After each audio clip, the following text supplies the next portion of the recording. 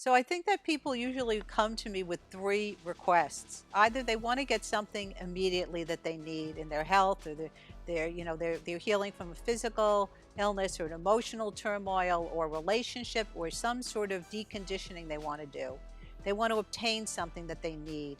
And then there are other people who come in who uh, and this deconditioning can be things not only physical, emotional. It can also be correcting long, memories and trauma. Or and then there's a whole bunch of other people who just want to explore. They have everything they need in life, right? But they're not satisfied, so they come looking for a new direction in life. And then there are people who just come in and they want to use imagery for spiritual healing.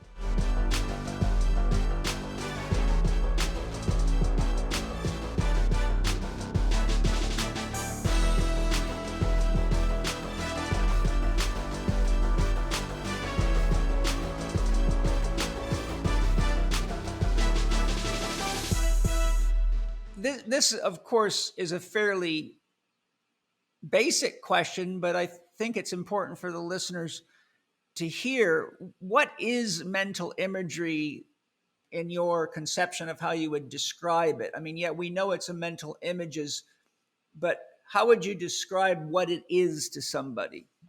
So I always like to think of it as the mind thinking in pictures. And so the mind thinking in pictures, we have a lot of ways to think.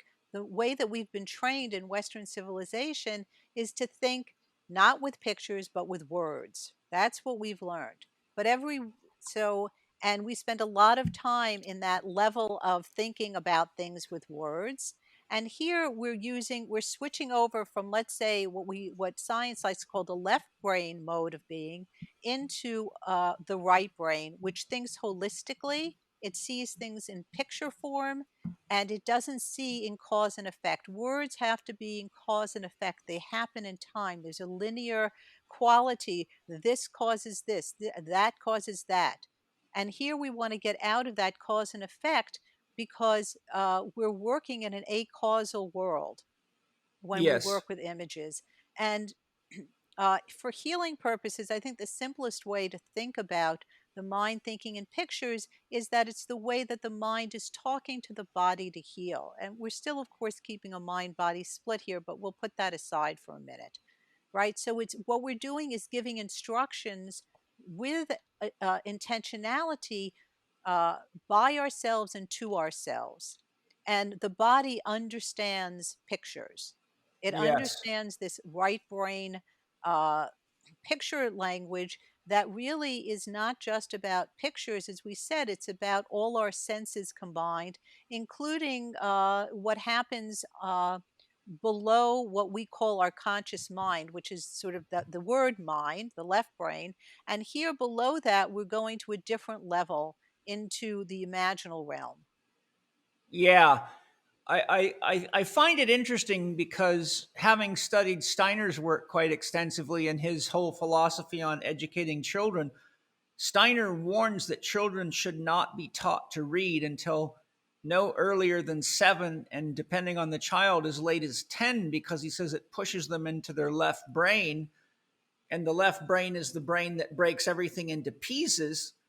And there's a great book called The Biology of Transcendence by Joseph Chilton Pearce, and he breaks down very carefully how the child's brain grows and develops, and shows that for the first 4 years, all the way up to 7 years, the right brain in the child is dominant. And then it progressively shifts to more and more left brain activity. And Steiner felt the same way about math as well, for the same reason. And so in Steiner school, kids are not taught to read early. They're taught to visualize, to act, to sing, to use arts and crafts, and to learn through play and acting, and using their imagination, but not reading.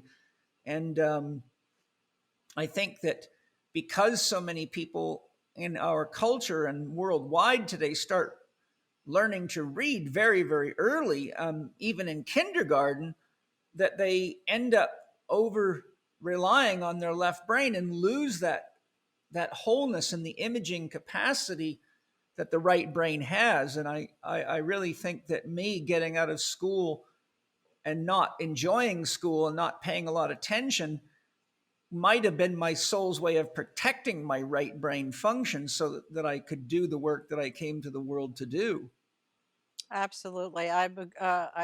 Steiner schools were just wonderful. I sent my daughter there for her early education, early childhood education, and it was they were right. Why do we have to push reading so early? Kids, when they're 7 and their teeth are erupting, so there's a biological sign that the body is coming into a new, more adult awareness when those teeth erupt with the adult teeth start coming in. And, they didn't introduce computers till they were in ninth grade. And they never taught numbers and math without teaching the quality of the number, right? They always did sacred Right. geometry. Everything Hmm. came from the hand and then the heart and then the brain. It's an incredibly wonderful educational system. Yeah, And we I'm do very turn grateful. off and the other thing I think is distinguished is that just because we have a lot of images in the outer world now, it almost loses our capacity to have inner imagery. Yeah, I call that externalization of the self, where you get so externalized that you begin to identify yourself as what you're doing or what's happening in the outside world.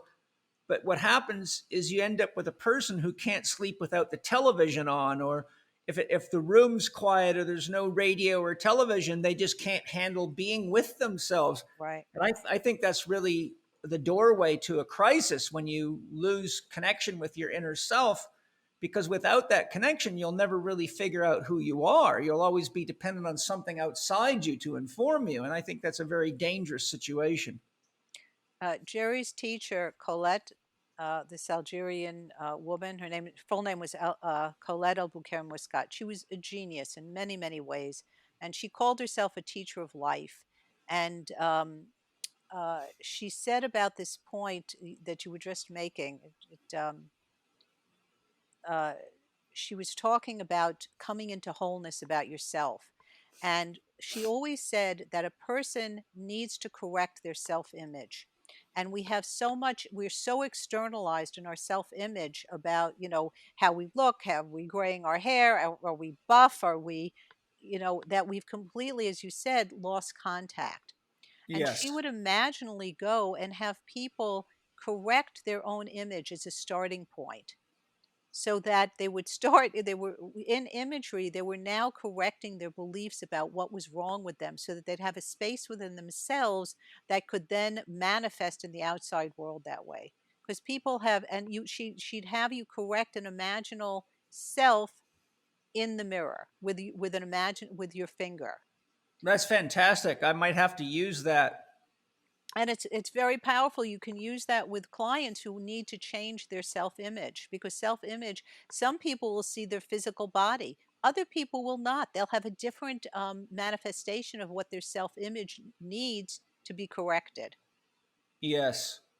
Where do you feel the images within us come from, and what does the scientific literature say in that regard? Do you think it's the body, the brain, the mind, the spirit, or all of these together? Well, I think that from the science, they don't really, for them, everything originates with the brain. Of It's course, yes. right, that's what they're going to say.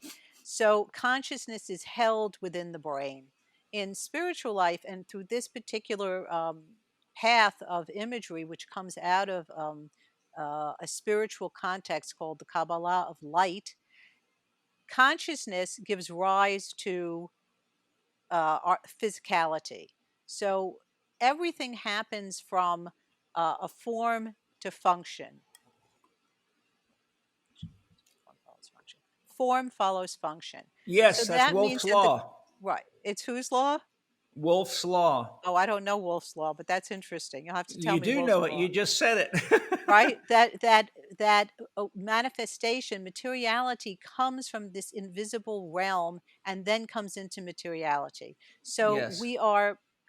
from my point of view, do I know where an image comes from? I think imagery, from the way I've been taught, comes from outside from this imaginal realm, from this consciousness, whether it's our consciousness or it's super consciousness, and comes into us, and the brain interprets it. Yes, Now, of I course, agree. the brain and the body are intimately connected, and the brain and the body also takes it in. So when Yes. trauma happens from the outside, it's the body and the brain. We all work together. Yeah. So this idea that there's a body mind split really is not helpful. Yes, and even the term outside's a bit tricky, and Right. I take my students through a little exercise to make a point that relates directly to this. I say, here's an exercise I want a thought exercise. Write down what percentage of what you think you are is made of water, and they write it down. All right. I go, what percentage of you is air? What percentage of you is earth, something solid, bones, Uh-huh. tissue, not the water, not the air, but something solid? What percentage of you is fire or metabolic energy? And then they write it all down. And I say, Hmm. okay, but isn't it interesting that you are writing about it? Hmm.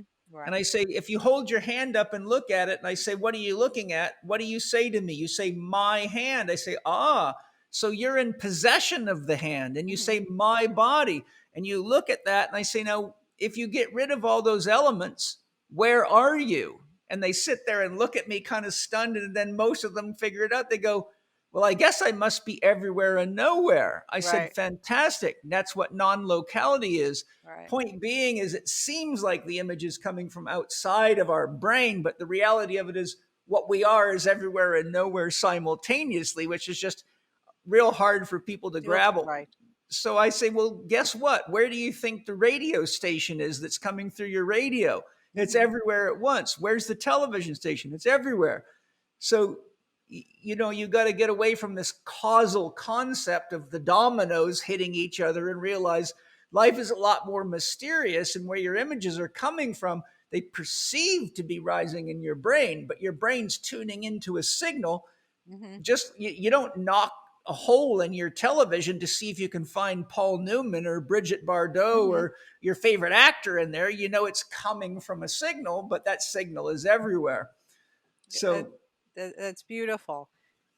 That yeah, already is very advanced for most people. Most people, it's enough to tell them to disidentify with being, that they're their body, or in most cases, because I deal with so many ill people, that they're their illness. Because as soon as you get diagnosed, you become an illness. yes. So you would want to dispossess yourself first of all the things that you think you are, and then from that, then as you said, from you want non-locality is the ultimate detachment from what we think of ourselves. Well, the other thing about non-locality is when you really understand that that's the nature of the soul, you're always home. Exactly, you're exactly. you're never lost. You're always home, and for people that believe in God and think God's out there, I say, guess what do you think created your soul? And whatever you think's out there is in here. So you don't have to have this second person relationship or third person relationship with God. It's there's it's as as a lot of the masters say, God is closer than your breath. Right, it's beautiful. Yeah. I was how just Yeah. how can we use mental imagery in our life, as if you want to just some of the ways we've already talked about, but is there anything else you'd like to add to that? So I think that people usually come to me with three requests. Either they want to get something immediately that they need in their health, or they're healing from a physical illness or an emotional turmoil or relationship or some sort of deconditioning they want to do. They want to obtain something that they need. And then there are other people who come in who uh, and this deconditioning can be things not only physical, emotional. It can also be correcting long, memories and trauma. Or and then there's a whole bunch of other people who just want to explore. They have everything they need in life, right? But they're not satisfied, so they come looking for a new direction in life. And then there are people who just come in and they want to use imagery for spiritual healing. So you Right. can use it for everyday things, for sort of personal transformation, or for really, accessing that non locality and really Hmm. getting in touch with that.